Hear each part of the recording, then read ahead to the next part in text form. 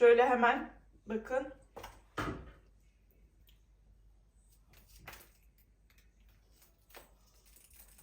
Görüyorsunuz nasıl güzel dağılıyor. Herkese merhaba, mutfağıma ve kanalıma hoş geldiniz. Bugün sizlerle birlikte çok lezzetli kıtır kıtır ve kıyır kıyır elmalı kurabiye tarifimi paylaşacağım. Hemen tarife geçiyorum. Öncelikle 4 adet elmamı bu şekilde kabuklarını soyduktan sonra çekirdek kısımlarını ayırıyorum. Evet, çekirdeklerini ayırdığım elmaları ince ince küp şeklinde doğruyorum gördüğünüz gibi. Evet, elmalarımızı doğradıktan sonra şimdi pişirmeye geçiyoruz. Ocağın üstüne tavamı koyduktan sonra 1 yemek kaşığı tereyağı ilave ettim ve daha sonra elmalarımı ilave ediyorum. Bu aşamada ocağımızın altı yüksek ateşte ki özellikle elmalar sulanacağı zaman suyunu çabuk çeksin. Evet, gördüğünüz gibi elmalarım sulanmaya başladı. Bu aşamada mutlaka karıştırarak suyunu daha çabuk çekmesini sağlayabilirsiniz. Evet, elmalarım suyunu çekti. Bu aşamada 2 yemek kaşığı şeker ilave ediyorum. Ve tekrar karıştırarak şekerin eriyip karamelize olmasını sağlıyorum. Evet, bu aşamada ben tarçınlı çok sevdiğim için 1 yemek kaşığı kullandım. Dilerseniz siz 1 tatlı kaşığı da kullanabilirsiniz. Evet arkadaşlar, elmalarım hafif yumuşadı. Bu aşamada 1 çay bardağı da ince çektiğim cevizimi ilave ediyorum. Burası çok önemli. 1 tatlı kaşığı nişasta ilave ediyorum ki nişasta elmaların üzerinde bir tabaka oluşturacak ve sulanmasını önleyecektir. Bu sayede kurabiyelerimizde yumuşama olmayacak. Evet, elmalarım pişti. Bu aşamada artık ocağımın altını kapatıyorum ve elmalarımın çabuk soğuması için cam bir kaseme alıyorum.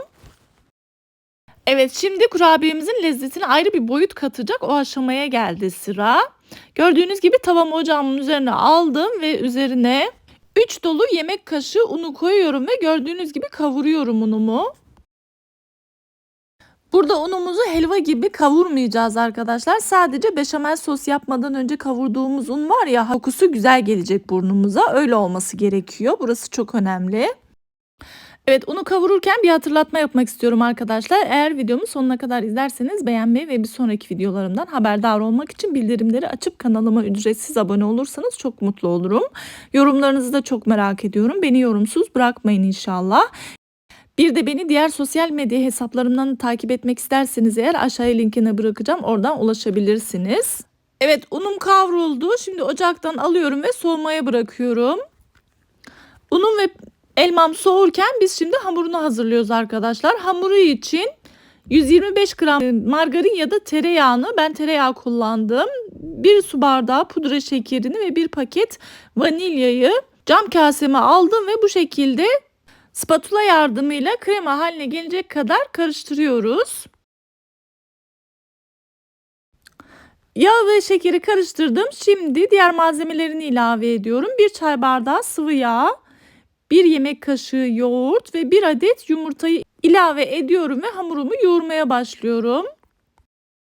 İlk etapta elimizin kirlenmemesi için spatula yardımıyla hamurumuz ağırlaşana kadar karıştırıyoruz. Evet, sıvı malzemeleri karıştırdıktan sonra ilk etapta kavurmuş olduğum unumu ve üzerine gelecek diğer unu ilave ediyorum. Şöyle 1 çay kaşığının ucu kadar da kabartma tuzu kullandım. Un miktarını ve diğer malzemeleri açıklama kısmına yazacağım. Oradan ulaşabilirsiniz. Bir de lütfen ununu kontrollü bir şekilde eklemenizi tavsiye ediyorum. Çünkü kalitesine göre miktarı değişkenlik gösterebiliyor. Evet, hamurum ağırlaştı. Artık elimle yoğurmaya devam ediyorum bu aşamada. Gördüğünüz gibi kıvamının bu şekilde olması gerekiyor. Elimizde rahat yuvarlayıp bu şekilde silindir haline rahatlıkla getirebiliyoruz. Evet, şimdi kurabiyelerimizi yapmaya geçiyorum. Hamurdan gördüğünüz gibi böyle büyük bir parça aldım. 2 tane fırın kağıdının arasına koydum ve merdane yardımıyla ince şekilde açacağım.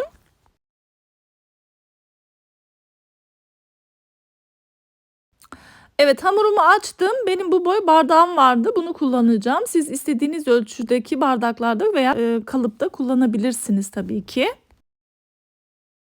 Evet, bardakla gördüğünüz gibi daireler oluşturdum ve şimdi her dairenin ortasına içimi koyuyorum dolu dolu.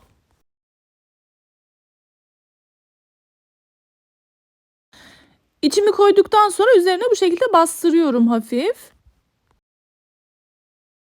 Daha sonra bu kurabiyemizin alt tabanı olmuş oluyor. Onu kenara alıyorum ve tekrardan aynı şekilde açıyorum. Bu diğer hamura göre biraz daha ince olması gerekiyor. Burası çok önemli. Evet, incecik açtığım hamurun üzerine bu şekilde silindir poğaça şekillendiricim vardı. Bunu kullanıyorum arkadaşlar. Siz dilediğiniz şekilde verebilirsiniz tabii ki. Şimdi aynı bardakla tekrar daireler oluşturuyorum. Ve spatula yardımıyla oluşturduğumuz daireleri yavaşça alıyorum bu şekilde. Daha sonra alt tabanın üzerine kapatıyorum gördüğünüz gibi. Ve yine burası çok önemli. Kurabiyelerimizin bombeli ve muntazam bir şekilde olması için tekrardan aynı bardakla kesiyorum ve fırın kağıdı sermiş olduğum tepsime yerleştiriyorum.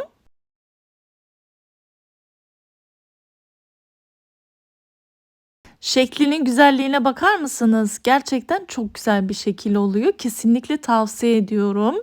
İçinin pişmediğini düşünmeyin. Kesinlikle çok çok da güzel pişiyor. Videonun sonunda göreceksiniz zaten.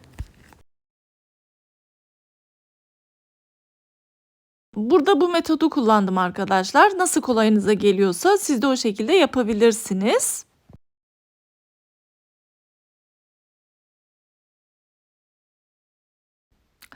Evet, tüm kurabiyelerimi yaptım. Gerçekten bereketli kurabiye hamuru oldu. Şimdi 180 derece ısıtmış olduğum fırına gönderiyorum.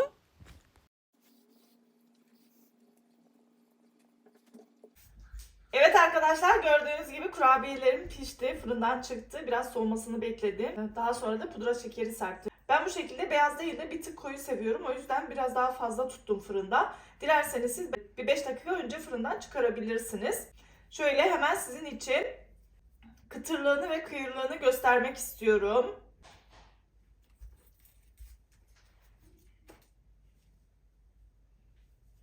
Bakın.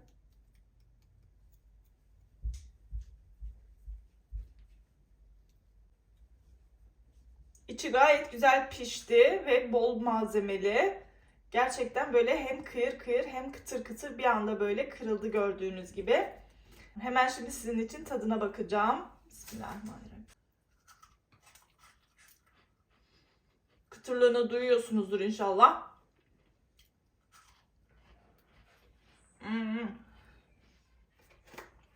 Çok güzel oldu. İçinin hamuru kesinlikle kıyır kıyır. Çok güzel bir elmalı kurabiye. Gerçekten şiddetle tavsiye ediyorum. Şöyle hemen bakın.